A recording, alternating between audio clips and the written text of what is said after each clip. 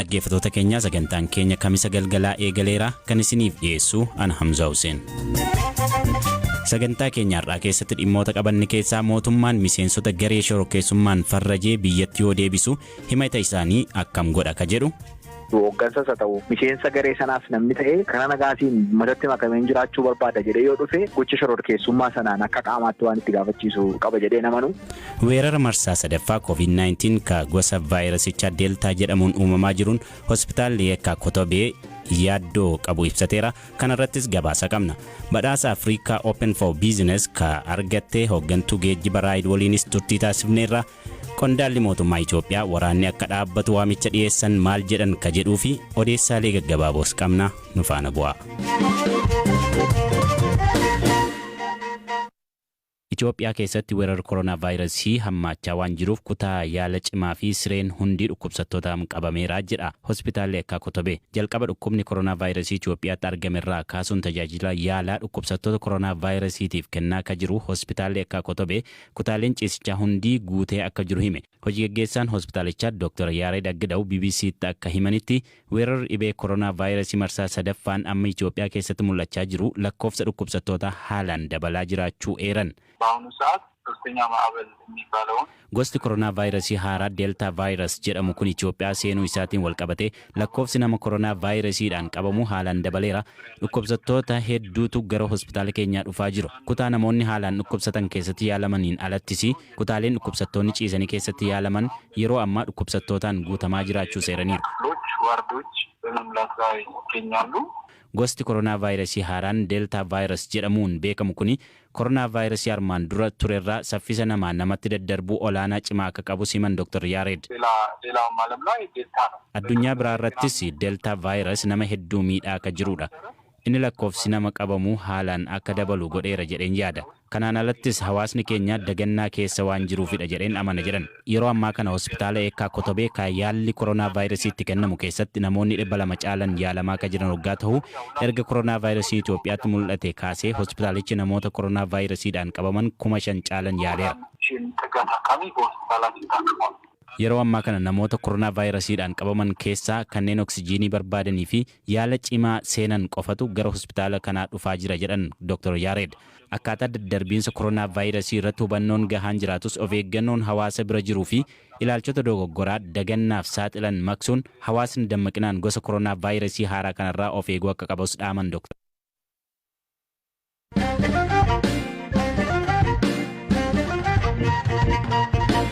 Waraana sadaasa bara 2021 naannoo Tigraay keessatti waraana sadaasa bara 2020 naannoo Tigraay keessatti eegalee baatilee darban ammoo gara naannolee ollaa Amaaraa fi Affaaritti babal'ateen namoonni 1,000 lakkaa'aman lubbuu dhabanii miliyoonaan lakkaa'aman qeerraa buqqaaniiru.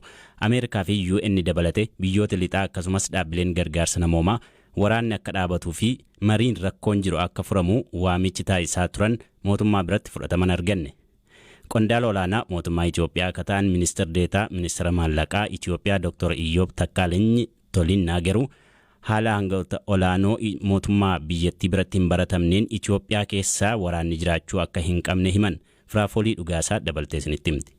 Ergaa fuula Twiiteraa isaanii irratti barreessaniin ministeerri deetaa Takkaalenyi Itoophiyaa keessa nagaan akka jiraatuu fi karaa badhaadhinaarra gara fuulduraatti adeemuuf wayita ciminaan hojjechaa jirrutti amma booda Itoophiyaa keessa waraanni jiraachuu akka hin qabneef murtoon waloo haa jiraatu jedhani. Itti dabaluunis qawween callisiifamuu qaba jechuun humna guutuun Itoophiyaa ijaaruu irratti fuulleeffachuun akka barbaachisu himani. Yaada akkanaa aangaa'ota olaanoo Itoophiyaa irraa dhaga'uun amma dura waan barame miti. Waraana sadaasa bara 2020 naannoo Tigraay keessatti eegalee baatilee darban keessatti ammoo gara naannolee ollaa Amaaraa fi Affaaritti babal'ateen namootni 1,000 lakkaa'aman lubbuu dhabanii miliyoonaan kan lakkaa'aman ammoo qe'ee isaaniirraa buqqaaniiru. Tigraay keessatti sababa waraana kanaatiin namootni beelaan du'aa akka jiran naannicha to'atee kan jiru TPLF beekseera. Naannoo Amaaraa waraanni keessatti godhamaa jiru keessattis lammiileen beelaa jiraachuu mootummaan naannoo Amaaraa fi kan federaalaas ibsaniiru. Waraanni kun dhaabbatee gargaarsa namoomaa danqaa malee akka kanneen rakkatan qaqqabuuf dhiibbaa gochaa kan jirtu Ameerikaan torbee darbee qooda fudhattoota waraanicharra qoqqobbii kaa'uuf ajaja dabarsitee jirti. Ejjennoo Ameerikaa kana TPLF guutummaa guutuutti kan deeggare yoo ta'u, mootummaan federaalaa Itoophiyaa garuu waan simateen fakkaatu. Ministeerri muummee Abiy Ahmed xalayaa banaa jimaata darbe pirezidaantii Joo Baayidaniif barreessaniin Ameerikaan dhiibbaa hin malle Itoophiyaarraan gahaa akka jirtu eeruun Itoophiyaan dhiibbaa kanaaf akka hin jilbeeffannee barreessaniiru. Yaanni waraanni jiraachuu hin qabu qawween callisiifamuu qaba jedhu kan ministeerri deetaa Takkaalliin barreessan qoqqobbii Ameerikaan booda sadarkaa mootummaatti ejjennoon jijjiiramee haa jiraatu yaada dhuunfaa aangaa kanaa haa ta'u wanti beekame hin jiru.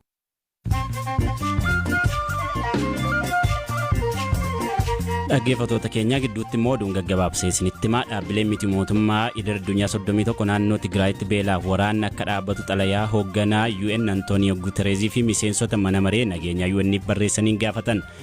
Qondaalli UN kun mana maree nageenya jaarmechaa dabalatee gamtaa Afriikaaf kaan irratti dhimma Tigraay irratti xiyyeeffachuun qaamolee walitti bu'iinsicha keessatti hirmaatanis hirmaachisuun beelli kun bara 1977 mudate caalaa hammaachaa deemuu isaa hubachiisuu qabu jedhan. Dhimma konkolaattota gargaarsaa namoomaa fe'anii Tigraay seenanii osoo hin deebi'in ugguramanii hafan 428 ilaalchise wal himannaan UN mootummaa Itoophiyaaf TPLF gidduutti hammaateera. Qondaalli hooggansa balaa Mitikuu Kaasaa rakkoon UN TPLF yoo jedhu dubbii himaan TPLF Geetaachoo Raddaa mootummaa Itoophiyaa himata UN ammoo qaamolee lameenuu himateera. Chaayinaa magaalaa Beejingitti dorgommii roobootiks geggeeffameen barattoonni yuunivarsiitii teekinooloojii fi barnootaa Teenzeen lammiilee Itoophiyaa ta'an 5 warqee meetiif naasa injifatan. Barattoonni Itoophiyaa kunneen Salaamuu Yisahaaq, Abukam Geetaachoo, Tsaggaayee Alamuu, Yohaannis Haylamasqalee fi Heenook Seefuu jedhamu. Dorgommii kana irratti dorgomtoonni 2,000 ta'an yuunivarsiitiiwwan 20 fi dhaabbilee qorannoof daldalaa irraa hirmaataniiru. Manni murtii Morookoo dhiirota 11 bara 2018 shamarree ganna 17 haala suukanneessaa ta'een gudeeduu butuun himataman hidhaa waggaa 20 adabe. Shamarree Kadijaa jedhamtu godaannisaa warreen ishee gudeedan harka ishee irratti qaqqabsiisan waliin uummanni argeera. Oduun har'aaf qabanne kanu.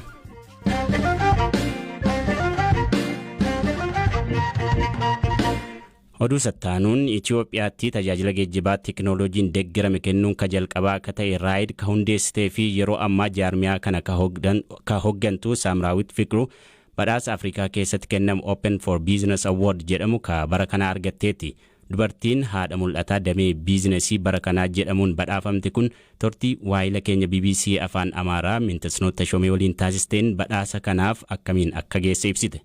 ስራ ፈጠራ ላይ ስንመጣ መፈጠሩ ብቻ ሳይሆን ድርጅቱ waa'ee hojii uumuu irratti hojii uumuu isa jedhu qofa osoo hin taane akka ulaagaatti naannicha keessa dargaggoota jiran kan hirmaachisedha kan namoota hedduuf hojii carraa banedha kan jedhu ni ilaalama.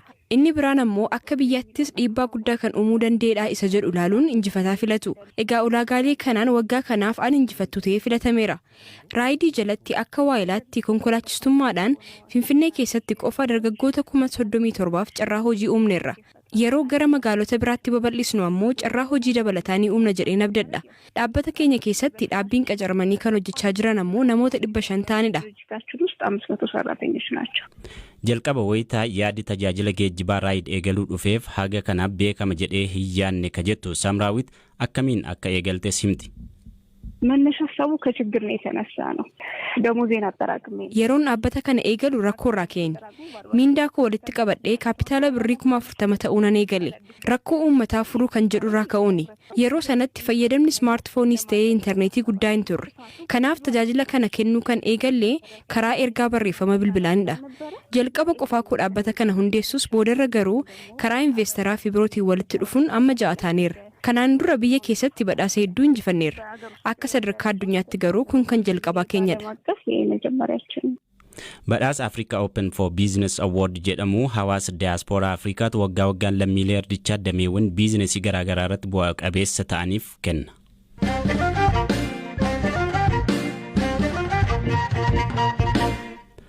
Paarlaamaan Itoophiyaa caamsaa 6 bara 2021 TPLF fi waraana bilisummaa Oromoo WBO shororkeessitoota jechuun labsee ture. Manni marichaa lubbuun lammiilee nagaa darbuu manca'iinsa qabeenyaa akkasumas buqqaatii lammiilee iddoowwan garaagaraatti waggoota 3 darbanitti uumaman keessaa gareeleen lamaan harka akka qaban ibsuun ture ka shororkeessummaan labse. Gama biraan ammoo hidhattoonni WBO ka mootummaan Itoophiyaa ABO shanee jedhuun akka karaa nagaa harka kennatan waamichi taasifamaa jira.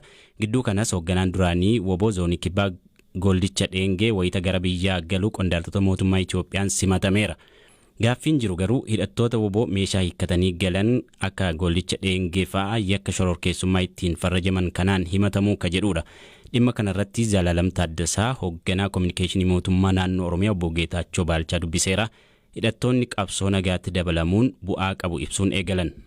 Kaayyoon isaa inni guddaan namni kamuu biyya kana keessatti hojii hojjete keessatti badii balleessuu danda'a. Badiin inni balleesse Oromoon duudhaa qaba. Aadaa mataa ofiisaatii qaba. Keessumatti namni balleesseeraa dhiifama yoo jedhe dhiifama gochuun araaramuun amala keenya. Keessumaa immoo borumtaa ayyaana irreechaa kabajuuf deemaa jirrutti Goldicha Dheengee gara biyyaatti kan deebi'e. Kanaaf isa simachuun duudhaa Oromoon qabu kaleessaa dhugoomsuudhaan karaa nagaatiin qabsaa'uun barbaada. Nagaatti deebi'uun barbaada. Waggootii 28 biyya bosona keessa taa'ee uummata koorraa adda bahee jiraadhe. Amma garuu haala biyya kana keessa jiruun biyyatti deebi'ee nagaan jiraachuun hin danda'amaa jedhee murteesseeti gara biyyaatti akka deebi'u kan godhame. Kanaaf ergaan inni dabarsu guddaan yoo walii galle yoo waliin mari'anne rakkoo kamiinuu waliin hiikuu hin dandeenya. Nagaadhaan ol wanti biraa wanti jiru jiraachuu hin danda'u. Kanaaf nageenya mirkaneessine waliin hojjechuu dandeenya.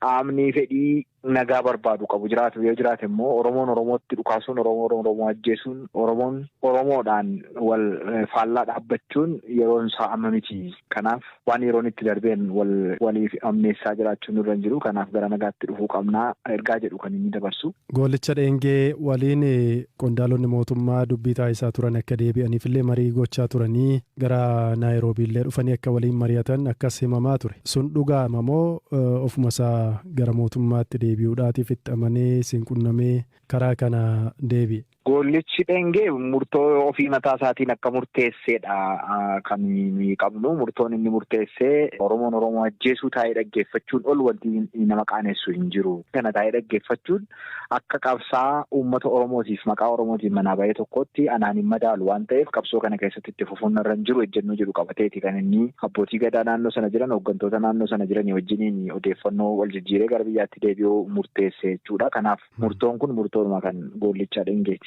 Gareen kun sarbama mirga namoomaatiin himatamaa ture. Namoota nagaa ajjeesuutiin saamuutiin mootummaan himachaa ture. Amma mootummaatti gaafa galu Goldichi badiin itti gaafatamu ni jiraata moo akkasumattiitiin araaraan bira darba? Warri nagaadhaan gara biyyaatti galuu barbaadan biyyatti nagaan galaa. Yoo nagaan galtan uummanni kun araara beekaa jedneeti waamicha kan goone akka dhaabaattis haa ta'u akka nama dhuunfaatti akka gareettis waamicha sana fudhatanii yeroo biyyatti deebi'an namni akka isaan kaleessa hojjetaniif seeratti dhiyaachuu qabu jedhee seeratti dhiyeessuudhaaf adeeme hin jiru. Namoonni sirna kanaan yookaan immoo humna kanaan miidhaan isaan irra ga'ee jira. Garuu inni dursaa itti fufnee miidhaa geessisuu keessaa deebi'uu qabnaa kan jedhu kan akka waan guddaatti ilaalu ni darbeera. Gara fuula duraatti garuu itti fufnee Oromoon Oromoo ajjeesaa itti fufuu hin qabu. Oromoon warra gumaa ta'aa jiraachuun isarra hin jiraatu jedhanii murteessuun gootummaadha. Kan dubbiin galee fi akkasitti murteesse kamiifuu mootummaan naannoo Oromiyaas uummanni Oromoo saadaa isaatiin dhiifama godhee gara nageenyaatti akka inni deebi'u gochuudha kan akka galmaatti qabannee deemnurraa kan hafe kan nagaa barbaaduuf karaa nagaatiin socho'uudhaaf murteesse kamiifuu dhiifamni godhamee gara biyyaatti deebi'ee jireenya isaa siyaasaas kallattii siyaasa barbaade keessatti qooda fudhatee itti fufuu danda'a. Kun immoo duudhaa Oromoo ganamaatis waan ta'eef kana gochuudhaaf kallattiin ta'e wanti seeraan gaafatamu jedhamee gara kanatti deemamu hin jiru. Tarii gareen kun shororkeessummaatiin labsamee jira. Seerri kun karaatti hojiirra ooluun jiru jechuudha humnoota kanneen irratti yoo isaan nagaatiin deebi'an. Shanee ta'eetan yookaan immoo shororkeessaadhuma sana ta'een akka shororkeessaa sanaatti gurmaa'een deebi'ee dhufaa carraan jedhu carraan akkasii hin jiru. Humni kun humna shororkeessummaatti farrajamee sochii akkasii gochuu hin danda'u jechuudha. Maqaa sana qabatee kallattii kanaan sochii biyya kana keessatti gochuu hin danda'u. Garuu immoo akka nama dhuunfaatti namni garee sana keessa jiru hooggansas haa ta'u miseensa garee sanaas namni ta'ee achi keessaati kana nagaatiin matatti makameen jiraachuu barbaada jedhee yoo dhufe gocha shororkeessummaa sanaan akka qaamaatti waan itti gaafachiisu qaba jedhee namni. Dhaggeeffattoota keenya odeessaalee keenya har'aa xumurree jirra. Akka qopheessiteef Raafolii Dhugaasaati ogeessi teeknikaa Oskaar Bungaa an Hamzaa Huseeniin ture. Odeessaalee dabalataaf gara marsariitii keenya